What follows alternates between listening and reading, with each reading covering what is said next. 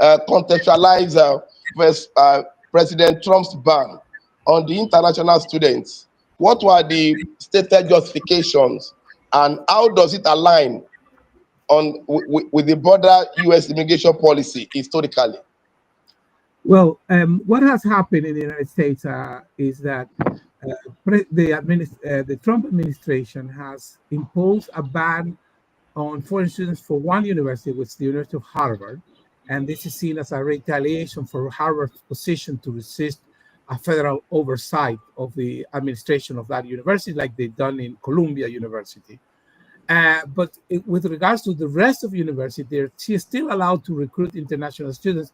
But what has been put on hold is the interviews of those students to get their visas from the embassies in the United States and the consulates of the United States across the world.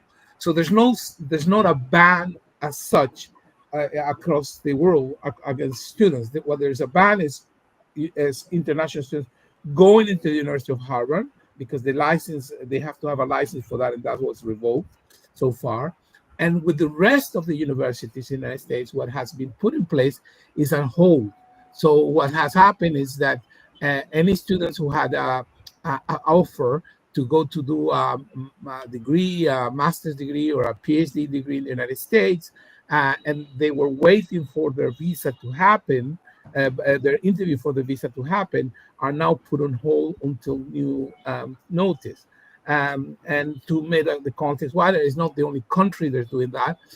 Britain has done a similar measure with international students, imposing additional rules, etc. I personally think it's a very not well thought policy. I think it's ill thought, and it's part of this populist anti-immigrant sentiment that dominates politics both in Europe and in North America. But this is a thing that we have to confront. Oh, thank you so much. Now, to Professor Festa, how do you interpret this ban in terms of implication for global South countries, especially African and Latin American nations?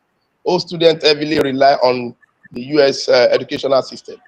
How do you interpret this, sir?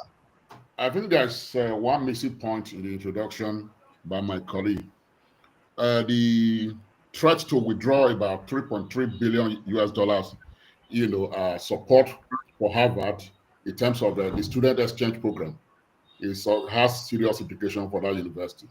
But again, the ranking that Harvard has is also partly based on the ratio of foreign students that are based in Harvard. That's part of the ranking criteria. And so if you then remove about 3/4, is it 3/4, about 1/3 or one quarter of foreign students who are coming to Harvard, that of course, diminishes its international status. It's one of the leading universities in the world. And so it has serious implications. Now, for those of us in the academia, I think what works for us is the opportunity for us to exchange ideas with our colleagues in other universities. That way you can update yourself in terms of the status of knowledge. But when you then deny this opportunity, there's a problem. That opportunity will not exist, because dissemination of information, of knowledge, is one aspect of knowledge production. You produce knowledge and then you disseminate. And so you are denied that opportunity for exchange at the end of the day. But I think that what the US government, is doing, we are now to shooting itself in the foot. I say this because if Harvard is #1 university in the world, and you then cripple Harvard either in terms of finances or other policies that diminishes its autonomy, then other university will take over. Maybe Harvard or maybe Cambridge or Oxford might become #1, and not even MIT or Stanford, because they are the same, they are facing the same challenges. Thank you so much, sir, Professor Festa. This next question is for both of you, Professor, sir. But I want to start with Professor Ahero.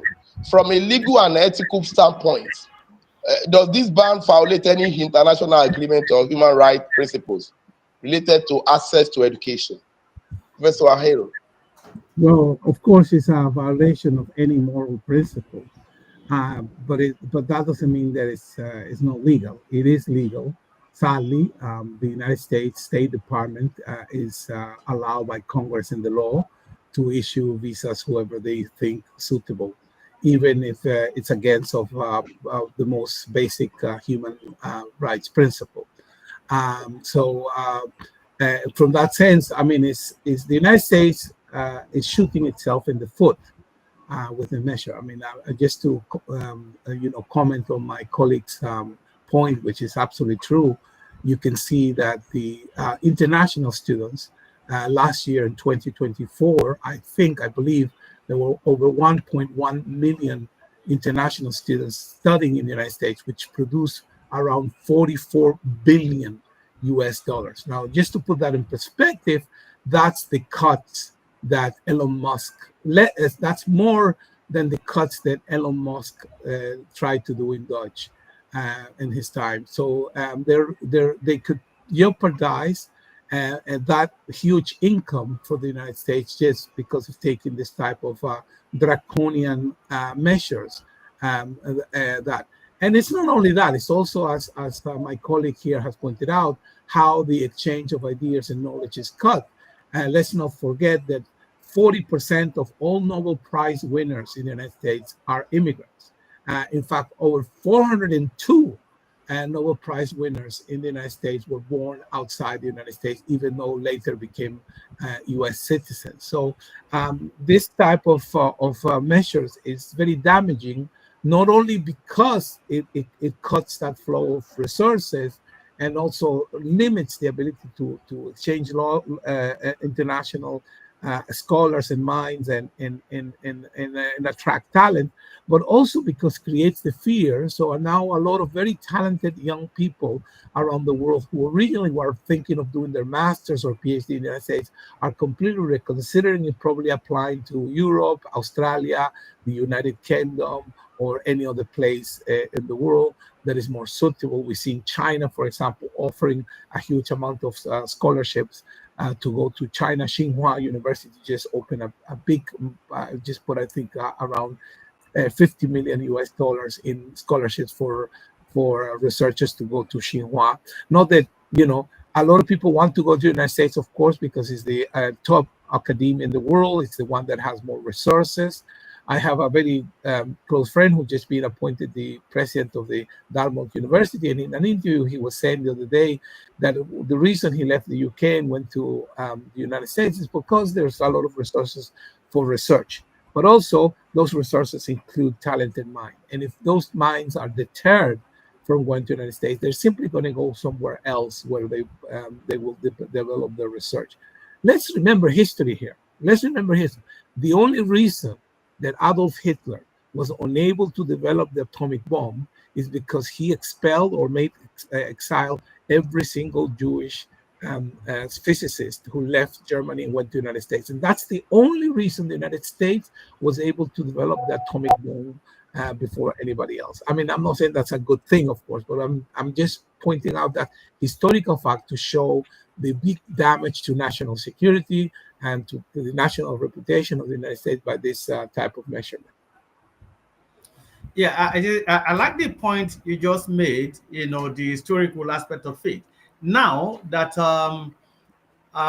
Trump is doing this, what implications is going to have, on America's development, and then where do you think, it's going to be the number one place people are going to be going now, because Sylvester did actually mention Harvard, mention Cambridge, also than what a few, so I think, Sylvester, this question should be for you. See, given what is happening in America at the moment, where do you think is going to be the focus of academia, people in academia like yourself? I think you should address that before, Harold takes over. I think that I have two questions. I was supposed to speak to Harold's question also, point of view. Okay. Yeah. I think that we also missing the context of the crisis in American, topmost institutions. The Palestinian-Israeli crisis, the genocide in in Gaza. That was the origin. And the American public, with conscience, were opposed to the massive killing of innocent women and children, by the Israeli government in Gaza. That was the origin. There were protests here and there and the rest of them. And you then have it. Don't forget that the Israeli has a strong lobby in the United States.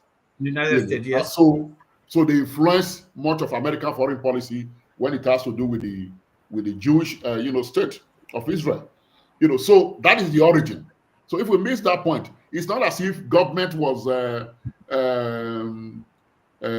so altruistic in terms of trying to curb immigration and therefore also key the tertiary institutions in the United States into the scheme. That is not the issue. Anti-Semitism is what they try to curb, in the United States. And Harvard refused, to do the profiling that the Trump administration wants. They refuse to do the profiling because it violates, when you're talking about human rights now, it violates even the First Amendment, of the United States Constitution that talks about freedom of expression, of the citizens. And again, that goes to the root of, academic freedom, or what we call university autonomy, to say is what I would call a melting pot of different ideas. You can express your opinion. After all, there were counter protests in support of Israel in some of the institutions, and the rest of them. So that is where the whole thing is coming from, in order to deal with anti-Semitism. So it means that maybe we also need to reduce the number of, foreign students that are coming into these institutions that have probably, in quote, radicalized, this. No, let me interject you there. Now, you were saying that the genesis of the problem was the protest, and I think people have the right to protest. I think that's a fundamental human right that you can protest. Once you are not violent. So the point at issue is this: is the American government trying to withdraw the right of people to protest? Is that what the whole issue is about? What you have is authoritarian temptation in the United States. You saw how the students were being booted out, how even faculty staff were being, thrown to the ground by security operatives. We saw it. We saw these things on CNN. We saw it on Al Jazeera and the rest of them. So nobody can deny that. What you have in the United States currently is authoritarian, temptation. So it borders on violation of human rights in terms of the first question that was posed by the other, questionnaire. I think that come back to the question, I'm not sure I'll be able to predict and say where the center of attraction will be because of what is happening in America. Don't forget that the Trump administration, plus minus, is 4 years. And when it leaves power, there will be a fundamental policy shift per us. And so, which means that the US can still regain its position, in terms of leadership of education, globally at the level of the tertiary institutions or higher institutions. So that is still possible. But the other point to make is that, of course, there are obvious competitors. Harvard is competing.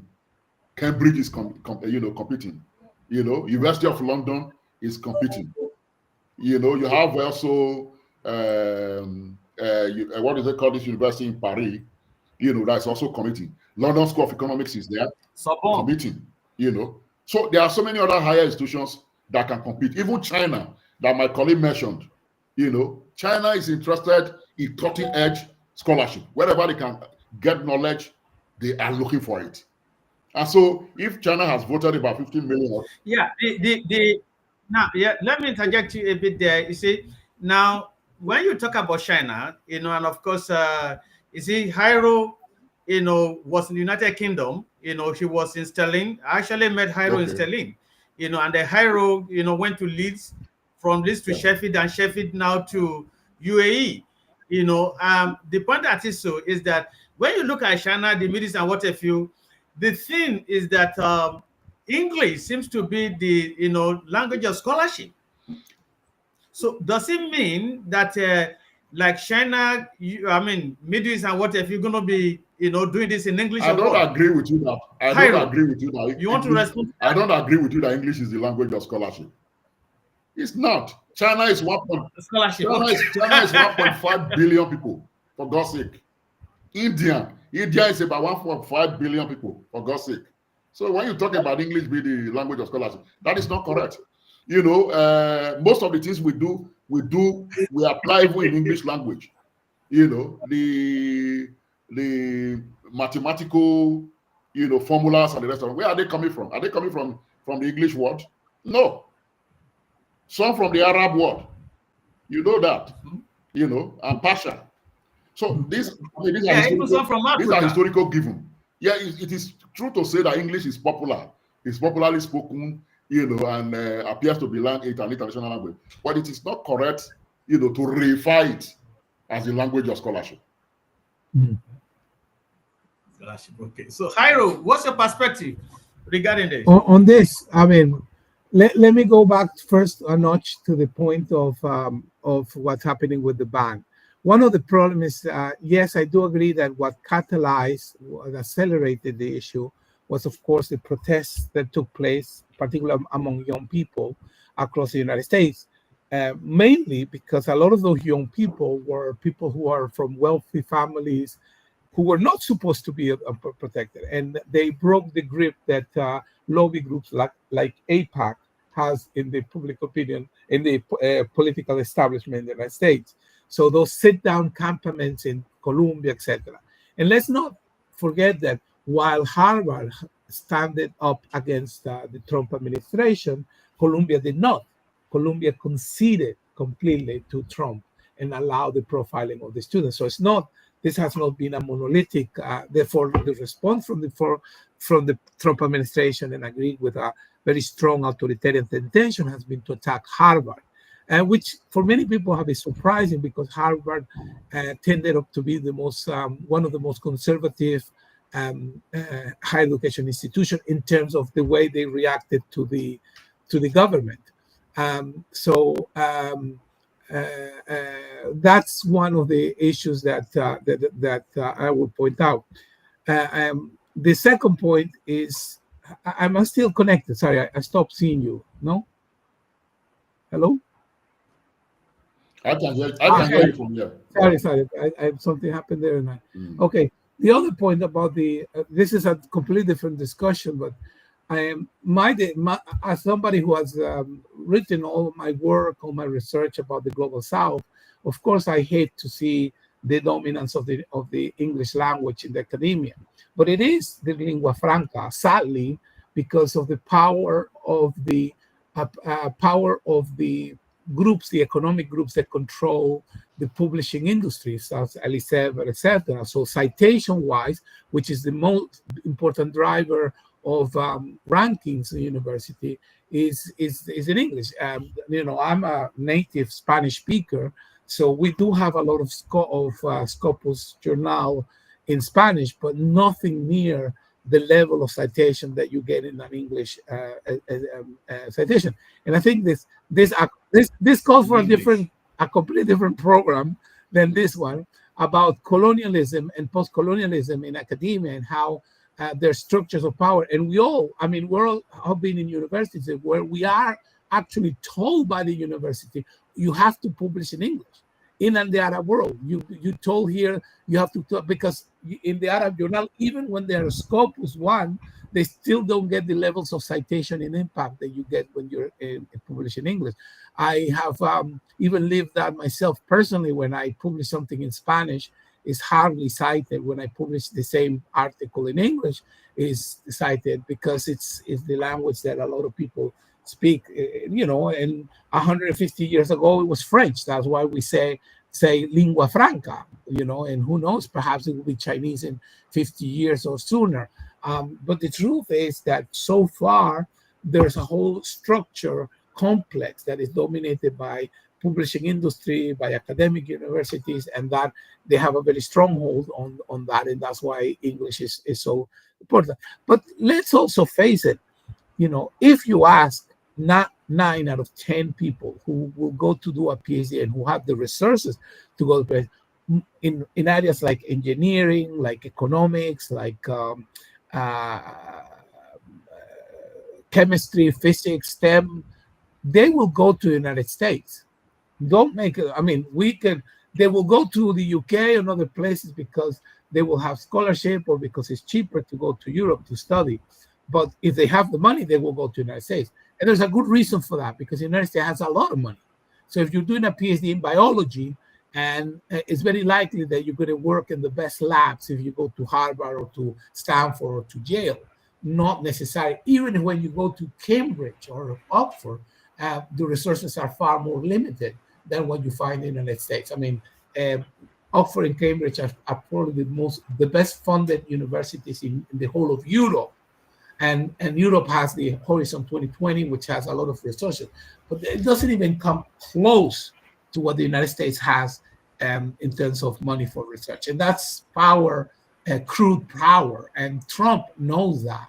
You know, he sits there on the Eiffel Tower looking down to everybody else, because he knows that everybody wants to go, particularly not in humanities. I mean, if you are in political science, probably it's much better to go to Europe or to go to another China or to other places where there's a lot of more innovation in political science, in communication, in social science, in humanity.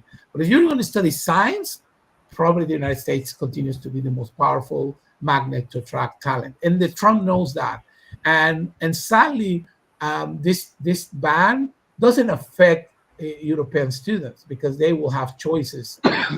Wait, it will affect students from Africa, from Latin America, from poor countries in Asia, in Oceania, that don't have those choices. That if somebody imagine somebody from Lagos who managed to get a scholarship, or from Caracas who gets a scholarship to go to Harvard to study physics. Imagine how hard you had to work, and then you're told, "Oh, sorry, we won't give you the interview for your visa, so you have your space waiting for you, but you probably won't be able to go." Imagine how hard that is, and that's what many of these young people, very talented people, are facing. Yeah, could that be some form of a discrimination against people from Africa when you look at that in view of the recent ban, some countries, from coming to the United States? Dr. Patrick, I mean, let's call this spade by spade. This is racism. I mean, you got the United States government awarding refugee status to white South Africans, to go to the United States on a spy route when you have children from Gaza dying and being denied the most basic rights, or people from Venezuela who are politically persecuted, living in the United States with asylum and being sent back to be imprisoned in their own country, and you let whites. This is racism, period. Racism. This is about the color of your skin, a policy that defines immigration in terms of the policy, okay? Which, by the way, again, is not new in the United States. Let's remember there are whole groups of people who have historically been banned in the United States, the Chinese in the beginning of the 20th century, who were living in the United States and who were deprived of having their own given U.S. nationality. One of the very few exceptions in the U.S. history of people denied the birthrights that, by the way, Trump wants to take away, were Chinese born in the United States who were denied the right birth because they created a special law specifically to ban Chinese people from having birthrights in the United States. So let's not, this is a world in which colonialism and racism is still very alive and present. And, we were talking about Israel. Okay, that's nice. Sylvester, now, Sylvester, you traveled far and wide, and there you were, in Britain. You were, you had a PhD in Britain, and then you've been in Nigeria for a very long time. You were born in Nigeria, and then you are an activist in Nigeria. I met you during the days of activism. Now, is there anything that we, should do as part of the Global South to ensure, that we become the country of choice when it comes to education? Yes, there are a lot that can be done. But I think, unfortunately, we have an anti-intellectual ruling elite in in much of Africa, perhaps in other third world countries. Nigeria education is not prioritized by the ruling class, which is a major problem, because I mean we are about 200 million people with lots of talents, and if harnessed, only a few countries will beat us in the world. That I know very well. But unfortunately, that is not the case. And so the only thing we can do, and if you follow the discourse in Nigeria, Professor Wole Soyinka, for example, talks about declaring the state of emergency in education. In Nigeria, a professor earns after tax about $400 monthly, which is mockery, of intellectualism, to have a professor earning $400 monthly in Nigeria. So you have to have an elite, that is nation building elite. That's what I call them. You have to have that kind of elite in Nigeria that will prioritize education. If you don't have that, it's not going to be possible. But I can tell you that the prospect there is, not just in Nigeria, but there is prospect in Africa. The Ghanaians pay much attention to education than the Nigerian ruling elites. And I probably also think that South Africa does so in terms of according education, some priority, and in terms of increased funding. In Nigeria, politicians aggrandize themselves, awarding humongous salary in allowances to themselves, while a professor takes home only $400 at the end of the month.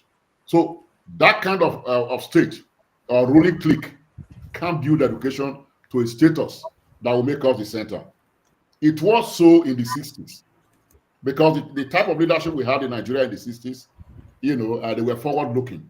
Tifo Bafemi Awolowo even contemplated translating all the what they can now call the STEM, all the textbooks in English language into Yoruba, to foreground original thinking. So we don't have that kind of elite that we had in the 60s. What we have today are primitive accumulators who don't give a damn, about education. So Nigeria can provide, the leadership as things currently are. Perhaps we might look up to Ghana or South Africa, to providing that leadership. Okay, let's look to Hiro did say what is going on is actually, racism that was, covered with some veil. Now, with racism, you see, what is called the removal, of fundamental for the right to education. And in scholarship, you allow all the flowers to bloom and what have you. And what President Trump is doing, what kind of effects do you think is going to have on American society and the American educational system? Because for me, I think one of the greatest, foreign policy of America is its university education.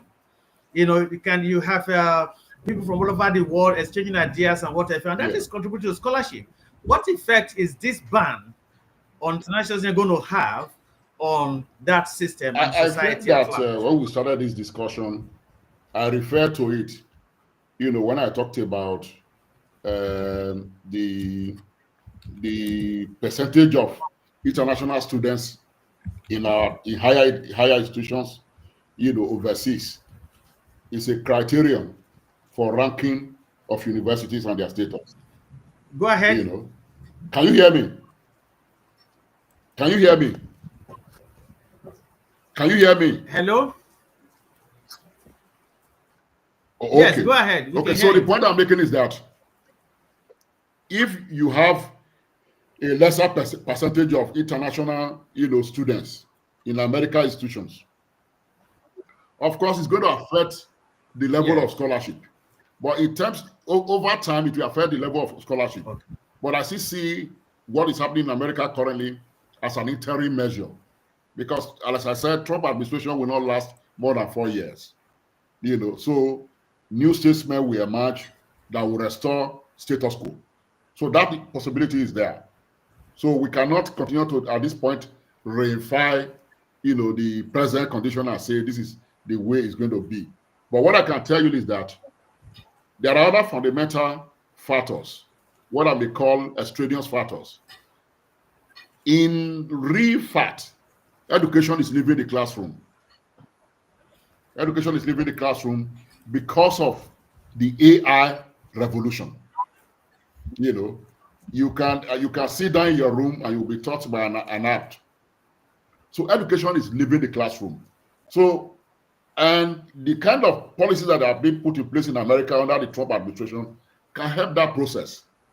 To hell with Harvard, to hell with MIT. I can study this thing on the internet, and the rest of them. Maybe you just need a mere certification to hold a paper and say it belongs to Harvard or MIT. Or you can study this thing on your own. That's So this is. I mean, we are at the crossroads of major, changes in the world, and so the power of AI, is such that education is leaving the classroom. People go to the classroom now for mere formality. You had in the US recently, there was a report that a student decided to drop his studentship when he discovered that his own teacher was copying from Chat GPT to come and teach in the class. He said, "So why am I here?" So these are some development, in the educational sector that it doesn't help the American system. Unless those who are traditionally fixated. okay. Now, yeah, it was. That's interesting. What's your perception on that, Jairo? Well, I agree basically with my colleague, Professor Sylvester has pointed out. I think we have to go a little bit further because the question is, okay, what do we do in the global South about these things? First, the most important thing is to create collaborative networks. In many of the countries from the global South, there's not enough resources to do research in itself. But if you pull together those resources, there's something more. And you see this in Europe. This is what the Europeans said. The Europeans recognized, the European Union recognized that we don't have individually enough money to compete with the United States. But then if we put it together, we can do big calls. And that's why they call the Horizon 2020 initiative, the European Horizons initiative that brings there. And originally, when Brexit happened, for example, the United Kingdom withdrew from the Horizon system, and now it went back because it realized that even the UK could not do it alone. So now they went back and are participants of this. And for all the call, like see here, I'm located in what they normally call the MENA region, the Middle East and North Africa. You see very little collaboration. Even within the UAE, for example, we don't have a central pot of money like the UK has, which is the UPRI, the United Kingdom Research Fund. We don't have that. In Africa, for example, Africa has some joint calls with the European Union, but there's very little intra-Africa. South Africa has their own body, and sometimes they collaborate. For that to happen, we also have to change the attitude of our policymakers, because they run very fast to link with the global North, with the West, very quickly, because of course they see prestige, they see money, they see access. Okay, but they reinforce the perversive cycle that we confront, that we don't collaborate South-South. And the economy is changing in the world. Where I'm from, Latin America originally, and when you see Latin America, a country like Brazil, for example, only 20 years ago, 73% of all the exports of Brazil went to the United States. Today, 59% of the export of Brazil go to Asia, and not only China, but India, Thailand, Vietnam, and Singapore, and other countries. So the global shift is changing, but the academia seems to be lagging behind because we don't create this type of South-South connections. I mean, it's not because I'm in Sharia, but for example, we have here a sister university, the Sharia Global Studies University of Sharia. Is not my university, and they have one of the most wonderful institutes for African studies called the Africa Institute. And when I talk to my colleagues in Africa, they say like, oh, I haven't heard of that. I say, but they have a lot of money and they have a lot of resources. And why don't you collaborate with them? And I tell my people in Africa, why do you collaborate? And they have like brilliant scholars here in the Africa. They have fellowships, they have research for resources for research. Professor Salah, the chancellor of the university, is a wonderful Sudanese who's absolutely open. And that's the type of initiative that we need to foster. His Highness the Emir Sultan Al-Qasami, the ruler of Sharia, was once asked, why did you create the Africa Institute? And he said, because the Africa has not created it yet.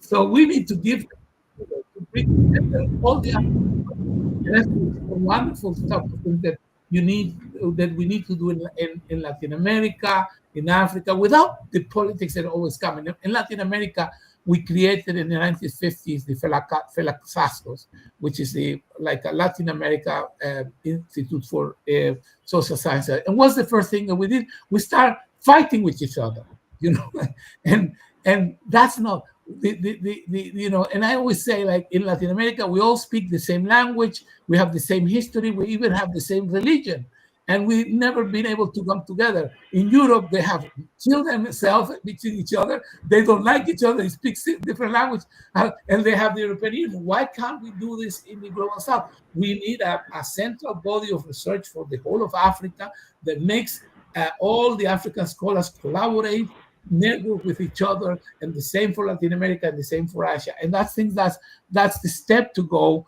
to really. And so if we do that, the students won't want to go to Harvard. They will want to stay in Africa or go to Latin America. Or why not students from Africa going to Brazil and a Nigerian student going to China? And that's what we need. It's starting to happen, but we need to make it to happen quicker. Okay, yeah. Let me ask this question. At the moment, since two of you, are in the academia, is there any forum at the moment where scholars from Africa, Latin America meet? Is there anything like that? Well, maybe to have a go before Jairo is we have what I may call disciplinary associations. African Studies Association, which is rather global. People, Africanist scholars, are members of African Studies Association in the US. You have African Studies Association also in the UK, and you have them regionally based at that level. So that enables us to interface with our colleagues in Latin America, our colleagues in Asia, then our colleagues in Africa, so that is there. But I think it's quite different from the kind of idea that Jairo, has about how we can, interface and collaborate more rigorously, within the context of South-South, solidarity. Yeah, I mean, I'll add for this. Not only that, we just had in my field of communication, there are two big conferences that everybody wants to go, because you network, you get citation, you get access to publication, which is the International Communication Association and the International Association for Media Research, IMCR and ICA. And first, this conference tend to happen, mostly ICA tends to happen in the US and Europe. Already you have a limitation for many scholars who will not get the visa just to go. The mere entrance to, for example, ICA is around $700, the registration. That's more than the salary that many professors in Latin America. And not 1 month, that's like 7 months of a Venezuelan professor. And so the idea that and of course, this is a power exercise, because whoever goes to this conference get their work showcased, and of course gets to be the most influential just because it gets showcased. And the Africans and the Latin Americans don't showcase there. So that's for one side. That's why we need association. We need a much more relevant spaces for us in the global south. But the other part is, of course, our own fault. And I mentioned how, I was mentioning the Africa Institute, and they have really top scholars. I mean, people really top scholar. Well, this year, they struggled to recruit enough PhD students. And I'm talking that the PhD scholarships in the Africa Institute include the tuition fees, the living stipend, the ticket, a flat. So you get everything like for this. And they didn't have enough African student applying to this PhD here in Sharia. So, just so you see that it's also, we can blame colonialism to a point, but we also have to take some responsibility that we don't do enough in our own global south to create these spaces, to create this opportunity, and to take advantage of those opportunities.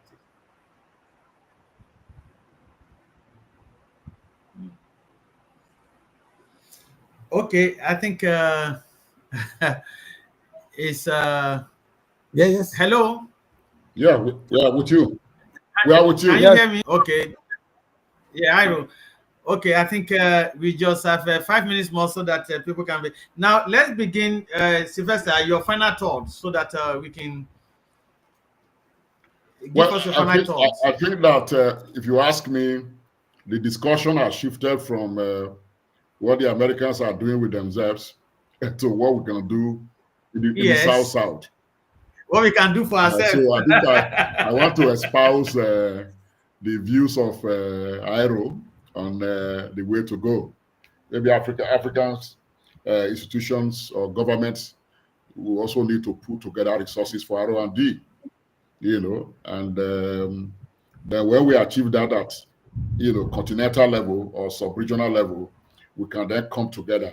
It's easy for us in Africa to collaborate with our colleagues in Latin America, or even our colleagues in Asia, So we start at the regional level, at the continental level, then they come together in a bigger convergence. Again, you need some progressive governments and institutions to drive that process. That's true. Thank you very much. So, Jairo, your final thought. Well, basically, I share completely the views of my colleague Professor Sylvester here. We need to create consensus around spaces for collaboration and networking. And, I must say, as a joke, but it's true, that because we're all being colonized, we either speak English, French, or Spanish. So it's easy for us in Latin America to collaborate with our colleagues in Africa or in Asia, but we need to do it. We really need to push this type of South-South because, first of all, a lot of the theories developed in the West do not apply to our realities of our countries. That's first. The second one is that the real data, the interesting data, is not happening in the West. It's happening in the global South. The limitations of artificial intelligence, for example, in townships in Latin America where there's no electricity, is the interesting thing that is happening, not the use of algorithm to buy more Facebook, whatever, or Twitter, whatever. It's basically we are producing the data that is groundbreaking, that is interesting, the new models of society, of co-governance in different societies. Those are happening in our societies. It's not happening in the global south, in the West. It's happening in the global south, and there's what the research is doing. Yep. Okay. Thank you very much. So, thank you, Professor Sylvester Odion-Akin, Professor of Political Science at Lagos State University, LASU, in Lagos, Nigeria, and Professor Jairo Lugo Okando. Jairo Lugo Okando, for your information, was my PhD supervisor at the University of Berlin. Does the Patrick keep telling us? So Jairo is my boss, So Dr. Patrick keeps telling people this. I said, don't say it because then they know my real age. So Daud Olatunji, the publisher of Platform Times, is the host. So we're going to continue with this discussion. Sometimes we're going to invite you. I hope when we invite you again, you're going to be available for us. So thank you very much, Thank you. for your time. Thank you. And thank you for sharing your knowledge with us. It's so much Thank appreciated. you. Thank you very much. Thank you very much. Bye, Harold.